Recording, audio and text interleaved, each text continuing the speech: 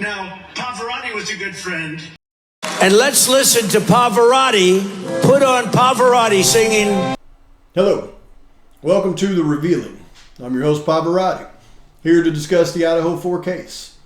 As a disclaimer, let me do this because I just watched a video or a live with in my guy Harsh Reality, and he was giving some really good advice on that. And whenever I hear good advice, I tend to try to take it as best that I can. So I'm going to alter my opening statement going forward to this. I can't alter it because I'm used to saying the other thing too much. So welcome to The Revealing. I'm your host Pavarotti. Now, as a disclaimer, this channel is for entertainment purposes, and these are my opinions. I'm not here to slander anyone. I will provide information, and then all of the takes from the information I provide are simply my takes.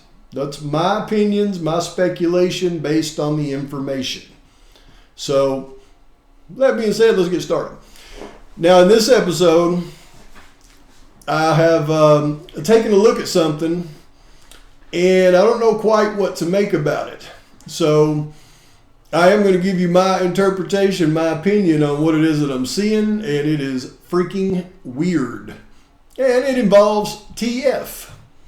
So, as I was doing my video earlier about the alibi, and I was pulling up the record for TF when he was sentenced on April 17th, the day Bill Thompson stated, or Bill Thompson got the final alibi from the defense, and all of a sudden he had to get his witnesses in order as he wrote his response to that. It just happened to be that exact same date.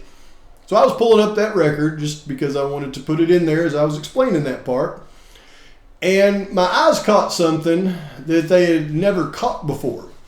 Because as I have gone through most of the information, I tend to focus on the criminal cases involved in this. Never really even clicked on any of the civil cases. So when I did, and I got to really looking at it, I went, what in the heck do we have going on right here? So let me, I'm going to show that to you first of all, block out the names, but I'm going to show you that to you because, I mean, it's public record, anybody can look it up. And I'm going to show you what it's about and the parties involved, and then I'm going to give you my interpretation of what it could be. So let's get into it. Okay, so what we've got here is a case. And this case is actually a civil case. And what I believe it is a civil asset forfeiture case. And that would go through the civil court in Latah. And that's why I never really looked at this, because it was listed as a civil case. And believe me, I have just gone through the civil asset forfeiture statutes of the Idaho Code, and it is a long one, but I've just gone over it completely, and then I'll show you that and show you where you can find that if you want to go through it. But you can see up here at the top, it says that this is a case between the Latah County prosecuting attorney. The actual prosecuting attorney is the plaintiff, and they're a plaintiff versus $3,517 in cash is the defendant, is how they list this case. So we got the prosecuting attorney is the plaintiff, actual cash is the defendant. And the judge over this, Magistrate Judge Megan Marshall. Okay, so what is this? Well, this is a case that actually is tied to the arrest, the original arrest of TF and TR. And what is this $3,517? Well, you know, I'm not 1,000% sure, but I can use my deduction to try to figure that out, and maybe you can follow along with me as I do. Okay? Now, you can see that this is actually filed, oddly enough, on 9/29 of 2022. So this is filed while they're both still in that Latah County jail, and TF has not been released on his furlough yet at this point. But you can see the comment is in rem for forfeiture under Idaho Code Section 372744. First of all, let me show you what rem means.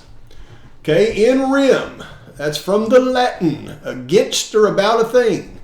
And it's referring to a lawsuit or other legal action directed towards property rather than toward a particular person.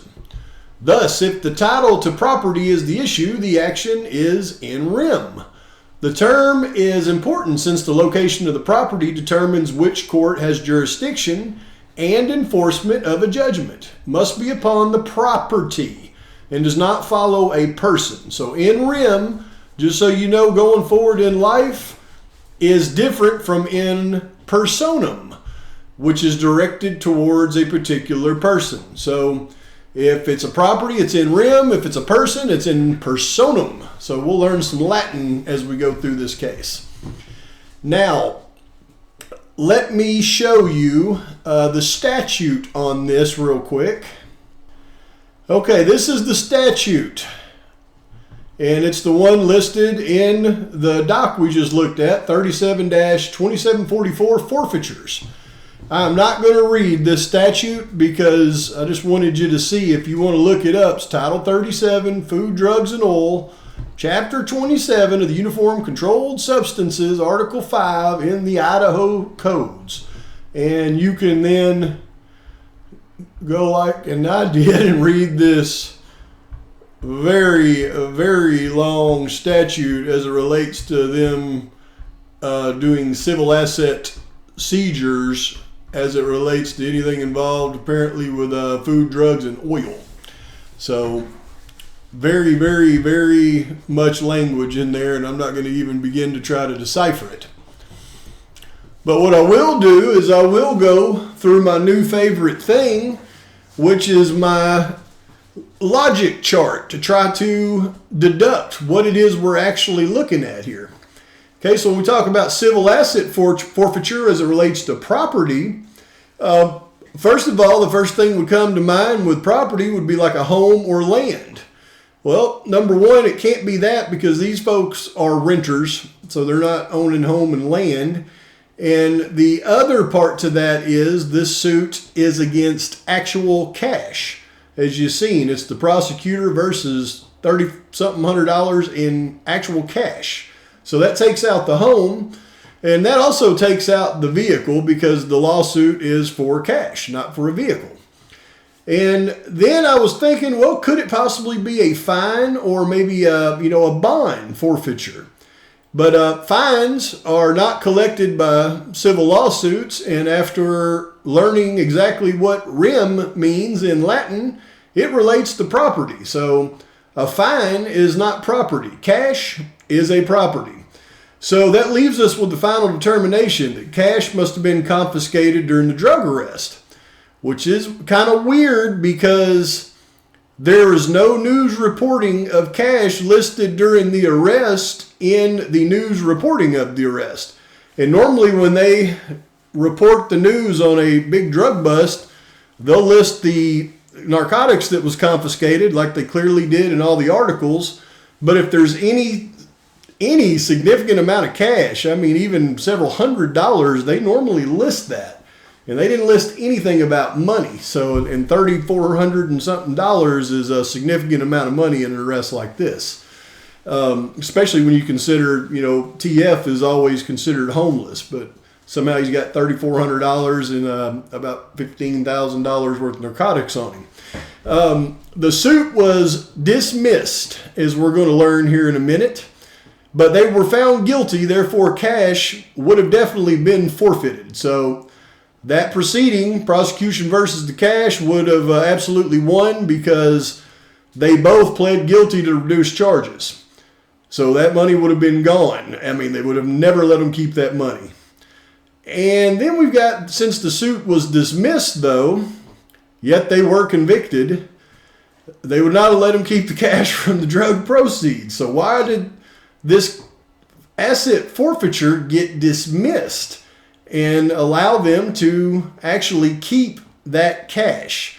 Believe me, there's no amount of receipts that they could provide for cash when it comes to a drug arrest. If you have cash, it doesn't matter where you can prove that cash came from, that cash is gone, I assure you. Now, when you get pulled over on the interstate, if they even think you were involved with any type of drug transportation, you have cash, even if you don't have drugs, they'll just take your cash. They'll just take it. They'll let you go. Go on there and Google asset forfeitures from state police in drug interdiction, and you'll watch 100,000 videos of it. Okay. The last point here is when we look at the disposition of events. Okay, and you can see this is the date of the judgment, 7/20/23. And again, it was Megan Marshall was the presiding judge, and she dismissed it. So that means this $3,517 that the party of the prosecutor, you see it says party names, Latah County prosecuting attorney, and the other party was $3,517. Those are two different parties. So those are the parties, but it was dismissed. So that means the prosecuting attorney did not get that money. And if they didn't get the money, then it went back to the people that it was confiscated from. Now, what is very strange about this is this date where they would have received that money back, that's less than 2 months after TR has that weirdly scheduled Zoom conference with John Judge the last day the grand jury convened to indict Bryan Kohberger. Very, very odd right there. Was it some type of a payoff? Well, I don't know, but I sure am thinking so. You know, I realize that Judge John Judge was not the presiding judge in the grand jury that indicted Bryan Kohberger. And you know, I get a lot of help from a lot of great people who leave comments on my channel, and a lot of them really want to help me. And I think it's wonderful, and they're very smart people. And a few of them in particular. The only thing that I just have a disagreement with them on, and I hope if you're listening, you just got to hear me out on this, because I had one very smart person that I have respect for was suggesting that like on the federal arrests, as it relates to the informants, I could, pull them up on the Pacer account with the case files and go through, and that way I could vet out whether they were an informant or not based on that. That is very good thinking, but here is my opinion on that, okay? And if you don't have any insight into the way confidential informants are handled, then you would absolutely have to look at everything just straight up for what it is. But you see, a Pacer account showing you all of the federal court records is never going to list that someone was a confidential informant for the FBI. Okay, when someone is a confidential informant, that is highly protected information. They're not going to put in the paperwork confidential informant on this one. It would be like pulling up the Department of Justice's top secret files. Now, if the little stamp on the front of it was stamped top secret. Now you probably could open it up and find out that, oh wow, this really was a confidential informant. I can verify it. But without access to those top secret docs, there's nothing that's going to tell you in black and white that this person was a confidential informant. And the FBI, although they will leave a breadcrumb trail on a lot of things, and that's what I try to pick up on, they're very good at hiding anything related to the information on their confidential informants if they are a federal informant. Now, when you get to the state level, city level, they're not quite as, in my opinion, they're not quite as capable of hiding things as the FBI when it relates to their informants. But you can bet they are still capable, and they have to do that. So when I look at a status hearing, and it just happens to be scheduled for somebody that I've done a lot of research in as it relates to this case, as their potential involvement in being a confidential informant.